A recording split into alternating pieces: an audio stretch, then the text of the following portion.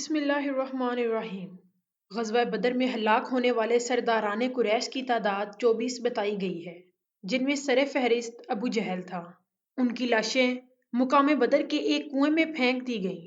واضح رہے کہ ان تمام ہلاک ہونے والے کفار قریش میں ابو لہب شامل نہیں تھا، کیونکہ اس نے معرکہ بدر میں شرکت نہیں کی تھی اور اپنی جگہ کسی دوسرے کو غزوہ میں شرکت کے لیے بھیج دیا تھا۔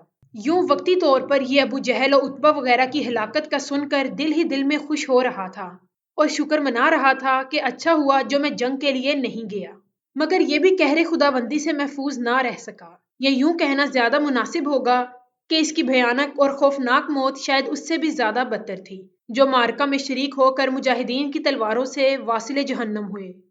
اس کا اصل نام عبد العزیٰ بن عبد المطلب تھا، جسے اکثر ابو لہب کے نام سے جانا جاتا تھا۔ یہ حضرت محمد صلی اللہ علیہ وآلہ وسلم کا ستیلا چچا تھا۔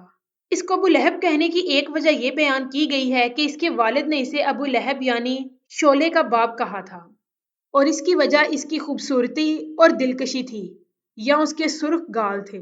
ان دونوں کا شمار ان بدبخت ترین لوگوں میں ہوتا ہے جن کی مذمت میں اللہ پاک نے قرآن مقدس میں ایک پوری سورہ لہب نازل فرمائی۔ ارشاد باری تعالیٰ ہے، ابو لہب کے دونوں ہاتھ ٹوٹ جائیں اور وہ تباہ ہو جائے، اسے اس کے مال نے کچھ فائدہ نہ پہنچایا اور نہ ہی اس کی کمائی نے۔ عنقریب وہ شعلوں والی آگ میں جا پڑے گا، اور اس کی خبیث عورت بھی جو کانٹے دار لکڑیوں کا بوجھ سر پر اٹھائے پھرتی ہے، اس کی گردن میں کھجور کی چھال کا وہی رسا ہوگا جس سے کانٹوں کا گٹھا باندھتی ہے۔ قرآن پاک کی اس صورت سے یہ بات تو روز روشن کی طرح عیان ہو گئی کہ ان دونوں خبیثوں کے لیے دردناک عذاب تیار، جس میں اب بھی گرفتار ہیں اور ہمیشہ رہیں گے۔ ناظرین، آج کی اس ویڈیو میں بات کریں گے ابو لہب کی موت کیسے ہوئی۔ حضرت ابو رافع رضی اللہ تعالیٰ عنہ فرماتے ہیں، میں حضرت عباس بن عبد المطلب رضی اللہ تعالیٰ عنہ کا غلام تھا۔ جن دنوں غزوہ بدر کے لیے کفار قریش روانہ ہوئے، میں زمزم کے حجرے میں پیالے بنایا کرتا تھا۔ میں بہت کمزور آدمی تھا۔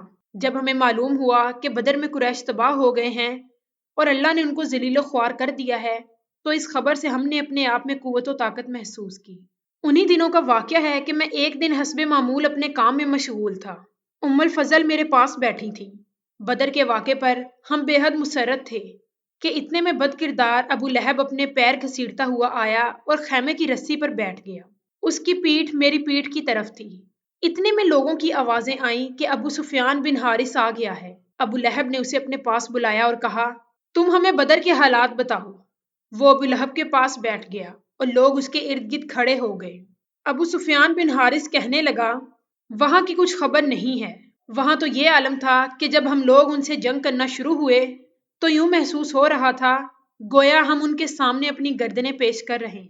وہ ہمیں قتل کرتے یا قید کرتے یہ ان کی مرضی تھی، اور خدا کی قسم میں اپنے لوگوں کو ملامت نہیں کرتا، کیونکہ وہاں تو زمین سے آسمان تک گھوڑوں پر سوار سفید نوجوان لڑ رہے تھے جو کسی چیز کو باقی نہ چھوڑتے، اور نہ کوئی ان کے سامنے کھڑا رہ سکا۔ حضرت ابو رافع رضی اللہ تعالیٰ عنہ کہتے ہیں، میں نے یہ الفاظ سنے تو مارے جوش کے میرے منہ سے نکلا، یہ فرشتے ہوں گے۔ ابو لہب کا یہ سننا تھا کہ اس نے میرے منہ پر زوردار تماچا رسید کر دیا۔ میں اس پر لپکا تو اس نے مجھے اٹھا کر زمین پر دے مارا اور میرے سینے پر چڑھ کر مجھے مارنے لگا۔ اتنے میں حضرت ام الفضل اٹھیں اور ایک لکڑی اٹھا کر ابو لہب کے سر پر مار دی۔ اتنے میں حضرت ام الفضل اٹھیں اور ایک لکڑی اٹھا کر ابو لہب کے سر میں مار دی اور کہا، جب اس کا مالک غائب ہے تو نے اس کو کمزور سمجھ لیا ہے۔ امام طبری رحمۃ اللہ لکھتے ہیں کہ یہ چوٹ حضرت ابو رافع رضی اللہ تعالیٰ عنہ نے ہی اس کے سر پر لگائی تھی۔ الغرض وہ چوٹ کھاتے ہی وہاں سے بھاگ کھڑا ہوا۔ اس ذلت کے بعد وہ گھر پہنچا تو اللہ تعالیٰ نے اس پر عدسہ یعنی پھنسی کو مسلط کر دیا۔ اس ذلت کے بعد وہ گھر پہنچا تو اللہ تعالیٰ نے اس پر عدسہ یعنی پھنسی کو مسلط کر دیا۔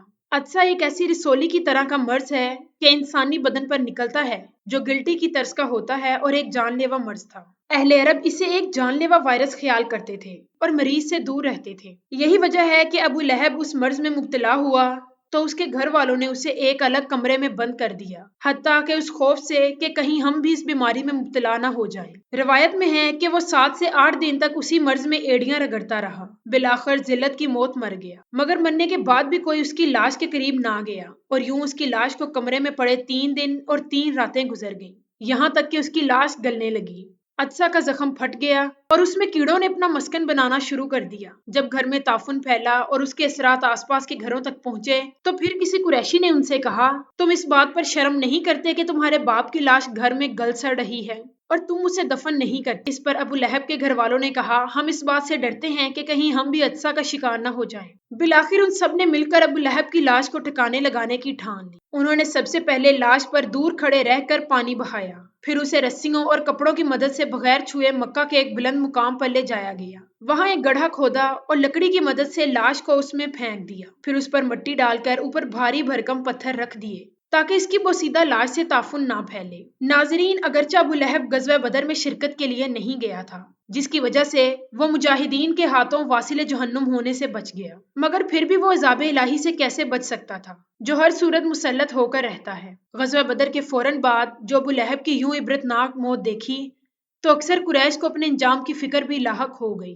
रिवायत में है कि अबू लहब की औलाद में से दुर्रा ने इस्लाम कबूल किया और हदीस की रावी भी बनी। बाद में उतबा ने भी फतेह मक्का के बाद इस्लाम कबूल कर लिया था। और वो लोग जिन्होंने दीन इस्लाम की हकानियत को ना पहचाना, उनके लिए अल्लाह रब्बुल इज्जत ने फरमाया, जिन लोगों ने हमारी आयतों से कुफर किया, अनकरीब हम उन्हें दोजक की आग में झोंक देंगे। जब उनकी खालें जल जाएंगी तो हम उन्हें दूसरी खालें बदल देंगे ताकि वो मुसलसल अजाब का मजा चखते रहें। बेशक अल्लाह गालिब हिकमत वाला है। नाजरीन, उम्मीद करती हूँ कि ये वीडियो आपको पसंद आए। वीडियो को लाइक करें, शेयर करें और ऐसी मजीद वीडियोस देखने के लिए मेरे चैनल को सब्सक्राइब करें।